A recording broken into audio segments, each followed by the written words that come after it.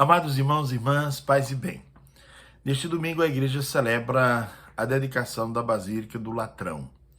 E qual é o sentido desta festa? É festejar a origem da igreja, é festejar a cátedra de Pedro, do lugar de onde fala o Papa e do lugar de onde toda a igreja escuta em comunhão. Também festejar o início de uma igreja livre, porque até antes disto, os cristãos rezavam nas casas, na chamada Domus Ecclesia. Alguém emprestava sua casa, os cristãos se reuniam, rezavam, comiam juntos, partilhavam, e assim acontecia. Rezavam também em outros ambientes escondidos, não havia espaço religioso para os cristãos. E Constantino, no ano 324, entregou este espaço para o Papa Silvestre, e ali começou um espaço onde os cristãos podiam rezar livremente, sem medo de serem perseguidos. Nesse domingo, o texto do Evangelho é João capítulo 2, versículos de 13 a 22. E mostra Jesus que entra no templo para purificar o templo. Agora, é interessante de nós fazermos um seguinte caminho. Templo como espaço, casa de pedra, tudo bem. Templo como pessoa, nós somos templo onde mora o Espírito Santo, diz o apóstolo Paulo, não é? E igreja como povo de Deus, como corpo místico de Cristo, que é o cabeça. Então hoje é um dia para refletir sobre tudo isso.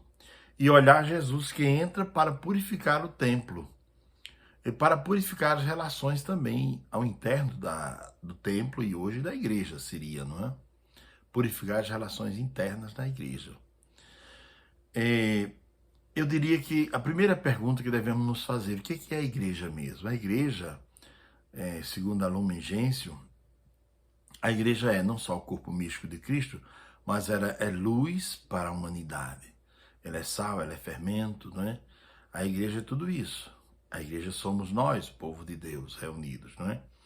Então, muitas vezes nós pensamos a igreja de um modo errado.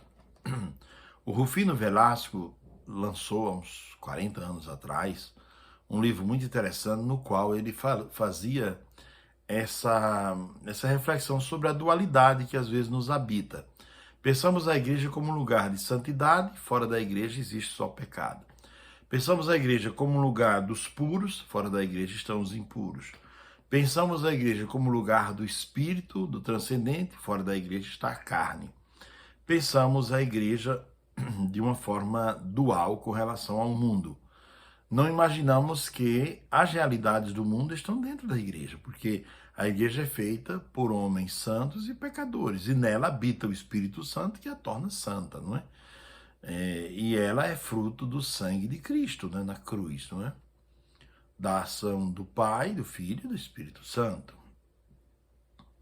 Agora, pensar sobre a igreja, de um modo geral, igreja que deve ser continuamente renovada, Ecclesia renovanda, né? Quer dizer, uma igreja que se renova continuamente, porque sabe que não é perfeita ainda, padres e bispos que sentem que precisam de conversão diariamente, e precisam de caminhar rumo à conversão diariamente. Esse é o nosso caminho, não é?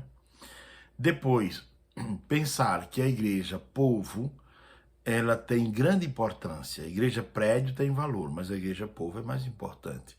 Vejam que em muitos países da Europa, muitos prédios onde funcionavam catedrais e igrejas grandes foram desativados e as dioceses venderam e hoje são museus, são bibliotecas, não é? E tem até um caso de uma igreja, que eu creio que não era católica, mas era de outra denominação, que foi vendida e tornou-se um pub, né? Um lugar onde se toma cerveja e tudo, para mostrar que o prédio, ele é sagrado, ele é sacro. Mas se não há igreja, povo, para habitar aquele prédio, para rezar ali, para cuidar daquele lugar, para ser igreja dentro do templo, o templo perde o seu sentido, não é? Então hoje nós celebramos esta basílica para lembrar a unidade da igreja, para lembrar o início de tudo, para lembrar a liberdade que a igreja precisa para pregar o evangelho. Tudo isso está dentro desse contexto. Depois é preciso recordar também que nós somos templos do Espírito Santo e que nós também precisamos ser cuidados, precisamos ser zelados, precisamos ser transformados. Precisamos manter um certo cuidado com a nossa vida, não é? Cuidar de nós mesmos, cuidar da igreja que somos nós também, não é? Gostaria ainda, e creio que é oportuno, ver as tantas outras catedrais que se erguem no mundo moderno.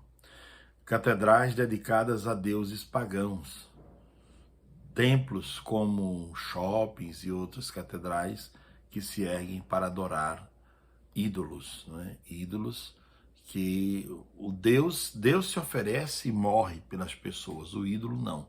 O ídolo mata para poder se sobressair, não é? Deus ofereceu seu filho para morrer por nós, não é?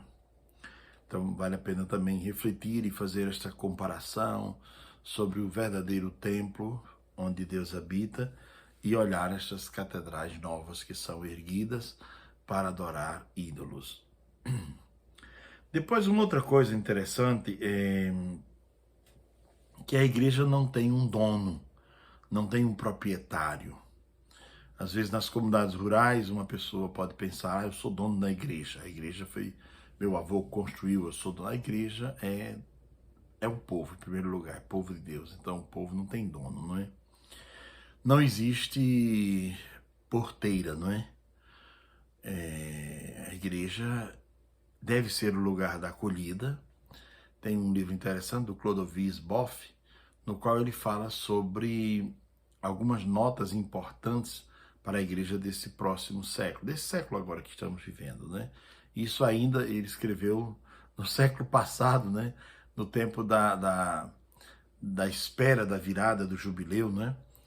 Então, ele escreveu sobre essas notas. A igreja precisa ser misericordiosa, precisa ser acolhedora. E aí ele colocou essas várias notas que a igreja tem que ter, essas marcas que devem ser próprias da igreja. Lugar de alegria, de acolhimento, de aconchego, que ninguém pode se sentir, digamos assim, preterido, exilado ou rejeitado pela igreja, mas deve se sentir aceito, amado dentro da igreja de Cristo, que não bate palma para os erros, para o pecado, mas ajuda a pessoa a crescer, ajuda a pessoa a evoluir. Então a igreja de Cristo, ela não tem um dono, não é? Isso é bom esclarecer, porque às vezes uma pessoa está numa pastoral, muitos anos, é preciso entregar para outro, coordenar, não é? Uma pessoa está cumprindo uma tarefa há muitos anos na igreja, é preciso deixar que outros também possam dar a sua contribuição, né, para que a igreja de Cristo cresça, e é preciso conduzir essa igreja como Cristo a conduziria. Cristo como bom pastor. Ele, como bom pastor, vai avante e as ovelhas o seguem. Ele não tange as ovelhas como faz o vaqueiro. O vaqueiro tange o gado com um chicote. Já o pastor não. O pastor vai à frente, chama e as ovelhas o seguem. Há uma relação de proximidade, uma relação amorosa entre o pastor e as ovelhas. Então, hoje é um dia para refletir sobre tudo isso, não é? E sobre que tipo de igreja nós estamos sendo. E como estamos cuidando da igreja, que é o nosso próprio corpo, da saúde, destas coisas do dia a dia que tem que ser bem cuidadas. Saúde intelectual, saúde emocional, saúde física. Como estamos vivendo estas coisas que são tão imprescindíveis para o nosso crescimento. Então, há também uma outra questão que queria concluir com ela, que foi motivo de muita reflexão, inclusive na Idade Média, né? Extra ecclesia nulla salus. Fora da igreja não existe salvação nenhuma. Essa frase precisa ser bem entendida nos dias de hoje. Extra ecclesia nulla salus. Extra ecclesia nulla salus. Significa que fora da comunhão com Deus, né? Fora da comunhão com esse corpo que é a igreja, que me ajuda a crescer, a evoluir, é difícil de encontrar o caminho que me levará à salvação. Pode olhar, por exemplo, você coloca uma pedra muito caspenta no começo de um rio, de um lago, depois de 1 quilômetro você vai ver que aquela pedra está bem polida, bem lisinha. O que aconteceu? Foi o convívio, foi o toque com as outras pedras naquele caminho que a fez ficar lisinha. Então, o que é que muda o coração do homem? O que é que muda o coração da mulher? Não é uma palavra solta, é a palavra de Deus dita diariamente, escutada, meditada e o convívio em comunidade. Não temos comunidades perfeitas, onde as pessoas são já santas e prontas, mas é justamente essa luta pela perfeição e às vezes esses momentos de tensão, tudo isso ajudam a comunidade a ser mais santa e a crescer. Criamos, como nós rezamos no credo, creio na Santa Igreja, una, santa, católica, apostólica. Pois bem, um grande abraço a todos, um ótimo domingo, paz e bem. Lembre-se, você é igreja. Seja igreja e onde você estiver, seja luz, sal e fermento para transformar as realidades do mundo.